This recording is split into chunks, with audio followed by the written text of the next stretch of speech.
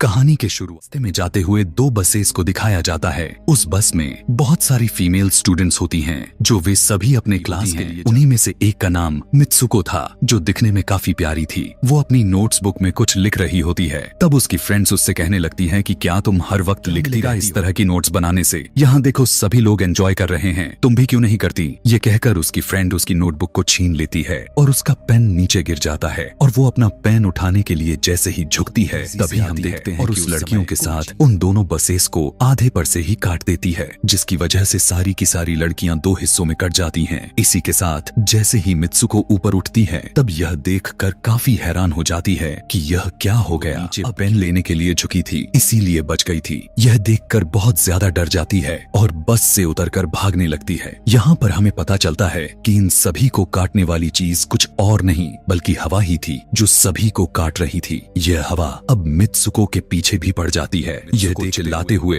काफी तेजी से भागने लगती है। भागते समय उसे आगे 4 लड़कियां और भी दिखाई देती हैं और वो उन्हें झुकने के लिए कहती हैं, लेकिन काफी देर हो चुकी थी। वो हवा उन्हें भी आधे पर से काट कर चली जाती है। लेकिन उनमें से मित्सुको एक लड़की को बचा लिया था कि तभी इन्हें कुछ साइकिलिंग करते हुए लड़कियां नजर आती हैं, जो कहीं पर जा रही थीं। उन्हें भी ये बचाने की कोशिश करती हैं, लेकिन वो हवा उनके साथ हुआ और इसी दौरान वो लड़की भी मारी जाती है, जिसे अभी उस अदृश्य चीज से बचाया था। अब वो यह देखकर काफी डर जाती है और वो इधर उधर भागने लगती है। आगे हम देखते हैं कि मित्सुको जब एक नदी के पास जाती है, तो वो यह देखकर हैरान हो जाती है कि उस नदी में भी पहले से बहुत सारी डेड बॉडीज पड़े हुए थे, जिसने उस अदृश्य चीज ने काट दिया था। वहाँ से वो एक डेड बॉडी के कपड़े लेकर चेंज कर लेती है। अगले सीन में हम देखते हैं कि मित्सुको चलते चलते एक स्कूल में पहुंच चुकी है, जहाँ पर और भी बहुत सारी फीमेल स्टूडेंट्स थीं। उनका यूनिफॉर्म मित्सुको के यूनिफॉर्म से काफी डिफरेंट था। यानी यह भी था कि वो तो उनके स्कूल के स्टूडेंट तो नहीं थी कि तभी एक लड़की मित्सुको के पास आती है और उससे कहने लगती है कि तुम कैसी हो। दरअसल देखा जाए तो वो लड़की उसकी बेस्ट फ्रेंड थी, लेकिन मित्सुको उससे पूछती है कि क्या तुम सच में मेरी बेस्ट फ्रेंड हो, क्योंकि उसे कुछ भी समझ में नहीं आ रहा था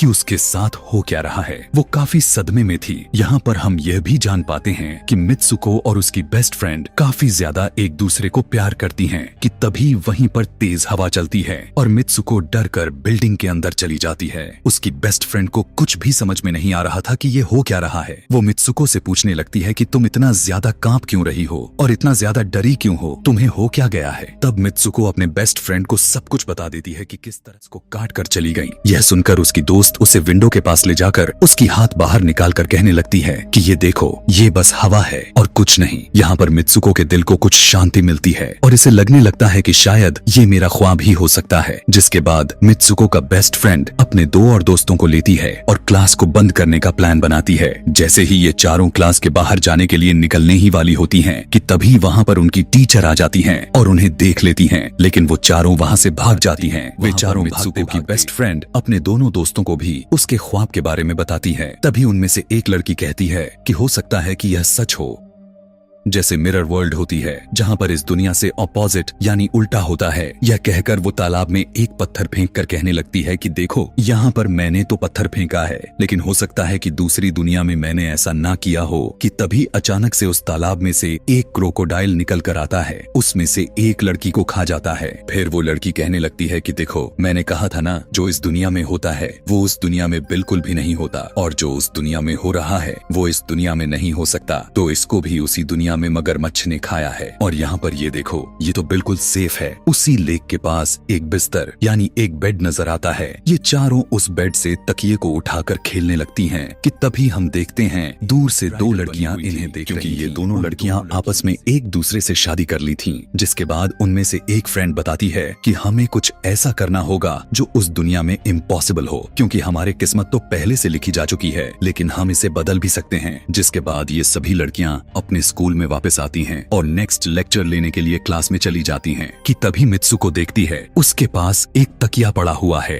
अब जैसे ही वो इस तकिए को उठाने के लिए नीचे झुकती है कि तभी उसकी टीचर जैसे ही मित्सुको उस तकिए को उठाकर ऊपर देखती है तो उसके क्लास के सभी लड़कियां मारी जा चुकी होती हैं और यहाँ पर एक बार फिर वो बच जाती है, जैसे पिछली बार अपने ड्रीम्स में बच गई थी। मित्सुको की टीचर उसके पास आकर कहती है कि तुम्हारी हिम्मत कैसे हो गई, इस क्लास को बंद करने की, तुम्हारा भी मरना तय है। कि तभी उसी वक्त वक्त दो लड़कियां और आ जाती हैं और मित्सुको को बचाकर उन दोनों लड़कियों को मौत के घाट उतार देती है। अब जितने भी स्टूडेंट्स की जान बच गई थी, मित्सुको उनके साथ बाहर भागने लगती हैं, लेकिन स्कूल की सभी टीचर्स उन सभी लड़कियों पर फायरिंग करने लग जाती हैं। अब यहाँ पर फायरिंग के दौरान सभी लड़कियां जैसे ही वहाँ से बाहर आती हैं, तो यहाँ पर हवा उन्हें काट देती है। यहाँ पर अब मित्सुको यहाँ पर एक बार फिर से अकेली रह जाती है और वो वहाँ से भागने लगती है। उसकी यह बात सुनने के बाद पुलिस वाली लड़की उससे कहती है कि लेकिन तुमने स्कूल वाली कपड़े तो नहीं पहने हुए हैं। और जब वो उसके सामने एक मिरर को रखती है, तब मित्सुको उस मिरर में देखती है कि वो तो एकदम से बदल गई होती है और लोग उसे मित्सुको के नाम से नहीं बल्कि उसे किसी और नाम से बुला रहे थे। यहाँ पर हमें पता चलता है कि उसकी शादी होने वाली थी। तब वही पुलिस ऑफिसर उसे उसकी शादी के लिए लेकर जाती है। यह देखकर आसपास के लोग उसे कॉन्ग्रेचुलेशंस दे रहे थे। अब जैसे ही वे सभी उसे लेकर चर्च पहुंचते हैं, तो मित्सुको को बेस्ट फ्रेंड भी वहीं पर मौजूद होती है। मित्सुको उससे पूछने लगती है कि यह सब मेरे साथ क्या हो रहा है। तब उसकी दोस्त उससे कहती है कि अभी खामोश रहो, हम अभी किसी के कंट्रोल में हैं, बस जैसा मैं कहूँ तो तुम वैसा ही करो। और यह कहते हुए वो उसका वेडिंग ड्रेस पहनाती है और उसे आगे बढ़ती है, तो वहाँ की सभी लड़कियाँ उसका मजाक उड़ाने लगती हैं। यह देखकर उसकी बेस्ट फ्रेंड एक एक करके सभी को मारना शुरू कर देती है। जिसके बाद जैसे ही मित्सुको आगे बढ़ती है, तो उसके ग्रूम की जगह एक ताबूत खड़ा हुआ नजर आता है। उस ताबूत को खोले जाने पर एक बड़ा पिग बाहर निकल कर आता है। मित्सुको उसे देखकर काफी ज्यादा डरने लगती है और एक टूटी हुई बोतल से उस पर अटैक कर देती है। जिसके बाद मित्सुको और उसकी बेस्ट फ्रेंड चर्च से भागते हुए बाहर आ जाती हैं। यहाँ गेट पर भी दो लड़कियां इन्हें रोकने की कोशिश करती हैं, लेकिन मित्सुको की बेस्ट फ्रेंड इन्हें मारकर वहाँ से भाग जाते हैं। उधर मित्सुको दूसरी तरफ भाग रही थी, क्योंकि अब उसे लगने लगा था कि उसके साथ कुछ ज्यादा ही गलत हो रहा है। आगे जाने पर एक और मिरर में खुद को देखती है, तो वो एक बार फिर से खुद को बदला हुआ पाती है। अब जिस जगह पर मित्सुको थी वहीं पर रेस हो रही थी कि तभी उसके पास कुछ लड़कियां आकर उससे कहने लगती हैं कि तुम तो बहुत अच्छी रेसर हो, खड़ी क्यों हो, भाग क्यों नहीं रही। और जब वो भागना स्टार्ट करती है, तब वो खुद में काफी एनर्जी फील करने लगती है। जिसके बाद मित्सुको रेस जीतने की पूरी कोशिश करने लगती है। पहले उसके स्कूल में मारी जा चुकी थी कि तभी उसी वक्त उसकी बेस्ट फ्रेंड भी आ जाती है। तभी ये दोनों नोटिस करती हैं कि वही पिग और वो औरतें जिन्होंने इनको चर्च में रोक रही थीं, वो सभी इन्हीं के तरफ आ रही थीं। भागते समय कुछ लड़कियां मित्सुको से कहने लगती हैं कि इस दुनिया से बाहर चली जाओ। इसके बाद हम आगे देखते हैं कि मित्सुको भागते भागते एक सुनसान अंधेरी जगह पर आ जाती है। वहीं पर भी लड़कियां मित्सुको से कहने लगती हैं कि हम सभी मरे हुए हैं और तुम्हें भी मार देंगे। लेकिन तभी मित्सुको की बेस्ट फ्रेंड वहां पर आकर उस लड़की को मारकर वहां से मित्सुको को भगा ले जाती है। मित्सुको की बेस्ट फ्रेंड उसे अपना नाम जोर जोर से पुकारने के लिए कहती है, जिस पर मित्सुको अपना नाम जोर जोर से लेने लगती है। इसी के साथ मित्सुको अपना असली रूप में वापस आ जाती है। उसकी बेस्ट फ्रेंड उसे अपना हाथ दिखाते हुए कहती है कि प्लीज मेरे हाथ में जो वायर लगी हुई हैं उसे बाहर खींच दो, ताकि मैं इस दुनिया से बाहर जा सकूं। लेकिन मित्सुको को डर भी था कि कहीं यह वायर खींचने से उसकी जान न चली जाए, और क्योंकि मित्सुको अपने बेस्ट फ्रेंड को काफी ज्यादा प्यार करती थी, पर वो उसकी वायर्स खींच देती है। वायर खींचते ही उसकी बेस्ट फ्रेंड की बॉडी दो हिस्सों में बट जाती है और तभी उसी वक्त उसे एक गेट नजर आती है। उस दरवाजे से बाहर आने पर वो देखती है कि अब वो आदमियों की दुनिया में आ चुकी है।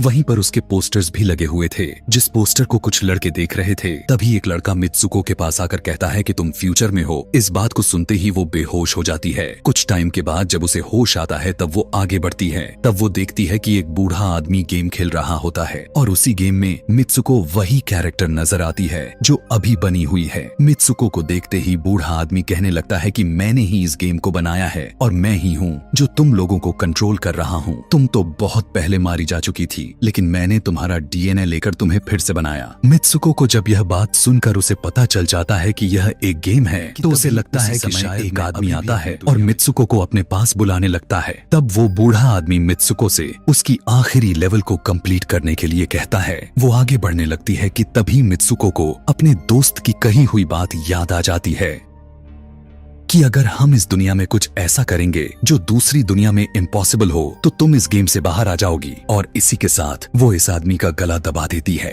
और कहने लगती है, बस करो हमारे साथ खेलना। यह कहकर मित्सुको उस बूढ़े आदमी की छड़ी को उठाकर उसकी मौत हो जाती है। और यहाँ पर हम देखते हैं कि बूढ़ा आदमी यह सोच भी नहीं सकता था कि मित्सुको ऐसा कुछ कर सकती थी, और इसी के साथ उसकी डेस्टिनी पूरी तरह से चेंज हो जाती है। वो इस दुनिया में यानी गेम में वो अभी भी जिंदा थी, आगे हमें ये भी दिखाया जाता है कि मित्सुको के अपने आप को मार लेते हैं और अब वे सभी गेम का पार्ट नहीं थे। अगले सीन में हमें मित्सुको को बर्फीले जगह पर लेटा हुआ दिखाया जाता है और अब वो अपने रियल वर्ल्ड में आ चुकी थी। और इसी के साथ यह दिमाग घुमा देने वाली कहानी यहीं पर खत्म हो जाती है। आगे और भी ऐसे ही एक्सप्लेनेशन मूवीज देखने के लिए कमेंट में नेक्स्ट लिखना ना भूलें। Thanks for watching.